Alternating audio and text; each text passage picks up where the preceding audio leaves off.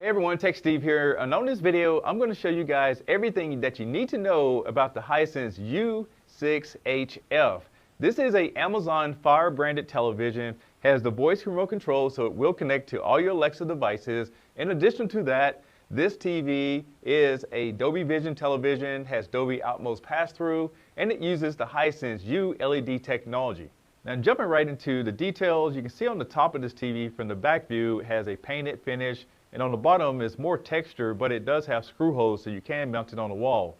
Looking at this TV from the side view, you can see that it is a little bit thicker, and this is because of the direct backlights to support the full array local dimming.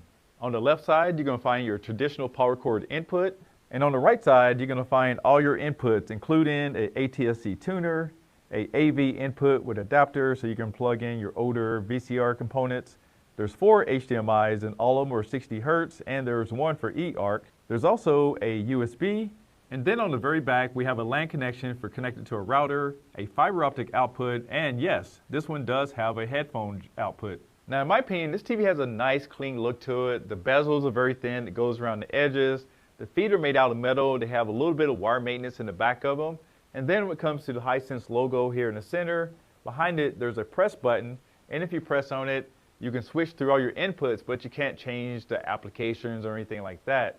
There's a Fire TV logo in the corner, and it also supports your Dolby Vision HDR, your HDR10 and HDR10 Plus, which is really backed by Samsung and Panasonic, so a lot of manufacturers don't include that, but Hisense is supporting that.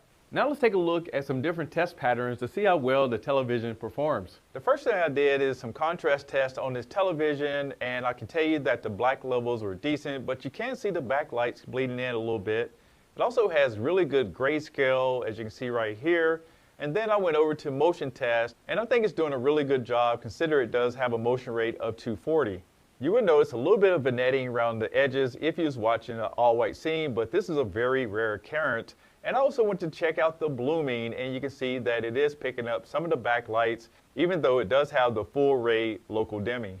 And I would tell you that this TV looks beautiful with HDR content. You can see compared to the SDR, it's going to be much brighter, more detailed. You're going to be able to get the full dynamic range whenever you're watching your Netflix 4K, your Amazon UHD, or even Hulu with the new 4K outputs on some of the different devices. Even with all that being said, I will tell you one thing about this television that's really impressive is that you can hit this menu button, go over here to the side, hit picture, and then you have full control, the backlights, the contrast, the brightness, and if you go down to the bottom, you can even hit advanced settings. And with this, you can control the white balance, the local dimming, tone mapping, local contrast, super resolution, skin tone. So you can take full control to get the best picture quality out of this television. Now let's talk about a little bit of gaming.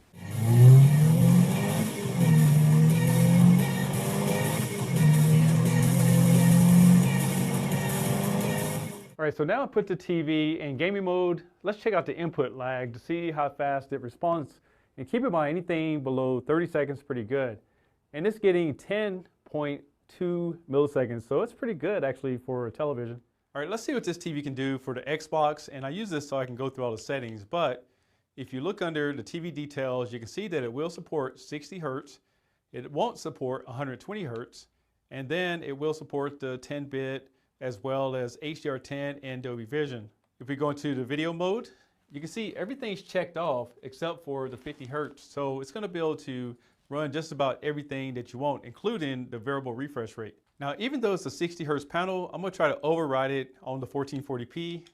And you see there's a 120 Hertz option. If it's not compatible, it will drop down to 1080p, and it did.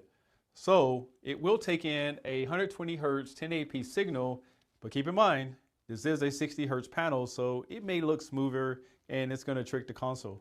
Now using this as a computer monitor looks pretty good. We have the screen over here, but one thing you can do is go into the settings. You can go down here to where it says picture, and it actually has a PC mode. So you just go down here, go and press on it, and it actually looks really good. Now one thing I do like about the Fire TV interface is extremely fast. You can see that it's very responsive. So as I press things, it's keeping up with my pace.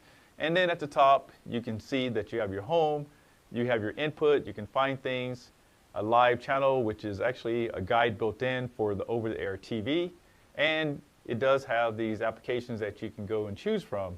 And these are some of the apps I installed in it, and you can press and hold it down and you can move them around anywhere you want, so you can customize this for your experience. Besides the App Store, I do like the fact that if you have Prime, you can listen to music and you can upload your photos and watch them right there, as well as an internet browser. It also includes Luna, which is a cloud-based gaming system. All you need to do is just Bluetooth a PS5 or a Xbox controller to it, and you can start playing games without owning a console. And all the Fire TVs has this nice interface. You can go through here and set up your display and settings. It also has Apple AirPlay and Apple HomeKit, so you can hook it up and control it with Siri. You can do screen mirroring as well as screensavers. You can program it to your audio video receiver. You have a live TV tuner. And it does have a built-in TV guide, plus show you all the local channels that it found whenever you scanned with an antenna. And when it comes to the internal memory, it does have up to 12 gigs of storage. Plus, you can format a USB drive and use it as an extra storage to put application on it as well. Next, we're going to talk about audio, and I will tell you that this television has 10 watts by 2, and after doing a demo on it, I would say that it sounds decent. However, I will tell you that the bass response is not as good as I would like it to be, so you can always get an external sound bar if you want better audio. But take a listen.